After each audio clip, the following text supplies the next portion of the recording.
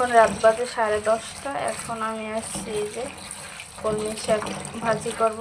দুপুরে আপনাদের ভাইয়া বইলে গেছে যে কলমি শাক ভাজি করবো, কীভাবে ভাজি করবো সেটাও বইলে গেছে। পেঁয়াজ, কাঁচামরিচ আর যদি ইচ্ছা হয় তাহলে হলুদ দিতে বলছে, আর হলো একটু কাঁচা কাঁচা ভাজতে বলছে, কারণ মানে কাঁচাটা খেতে ভালো লাগে, মানে অত সিদ্ধ করতে নিষেধ করছে। তো এখন তার মতো করে আমি ভাজি করি। এখানে শাকটা আমার ধোয়া হয়ে গেছে, আর এই যে ও তেলও কম দিতে বলছে, একবারে কম দিতে বলছে।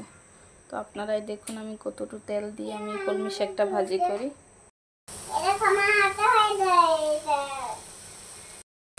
এই যে বন্ধুরা দেখুন কতটুকু পরিমাণ তেল দিছি, জানি না আবার কি বলে। তো এই শাকগুলো আজকে দুপুরে দিয়ে গেছিল, আমি আর করি নাই। দুপুরে তো ডিউটি থেকে আসছে, তখন শাক রেখে গেছে আর বইলে গেছে যে এইভাবে ভাজি করবা।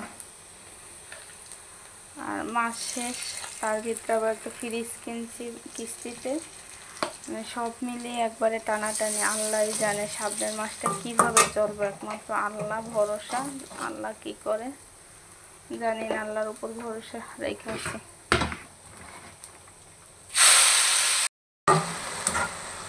শাকগুলো দিয়ে দিলাম, লবণও দিয়ে দিছি, প্রায় হয়েও গেছে। একটু সময় ঢাকনা দিয়ে রাখবো, বেশিক্ষণ রাখবো না, তাহলে আবার বেশি সিদ্ধ হয়ে যাবে, তারপর উঠিয়ে নিয়ে নেব। আর শাকটা হইবে, তারপর আমি মেয়েকে খাওয়াবো, শাশুড়িকে ইনসুলিন দিব। এই তো প্রতিদিন রাতে এমন হয়। আর দুপুরে যখন তরকারিতে কোনো শর্ট পড়ে তখন আমার এই করা লাগে। এভাবে রাতে হয় ভর্তা, নয়তো কোনো কিছু ভাজি সংক্ষেপে যেগুলো হয়। তো দুপুরে ভাজি করছিলাম, বরবটি ভাজি করছিলাম, সেগুলো খাওয়া শেষ। তারপর মিষ্টি কুমড় ভাজি করছি, তাও শেষ।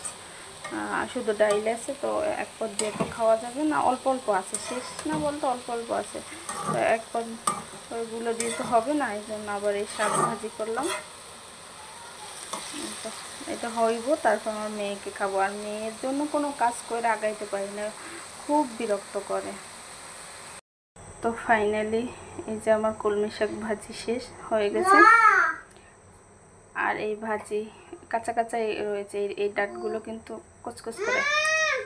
আর এই যে আমার একটা মেয়ে আছে, এটা সারাক্ষণ শুধু বিরক্ত করে। এখন মেয়েকে ভাত খাওয়াবো, সে অলরেডি বইলে ফেলাইছে মা ক্ষুধা লাগছে ভাত খাবো। তো ভিডিওটা কেমন হলো অবশ্যই কমেন্ট করে জানাবেন।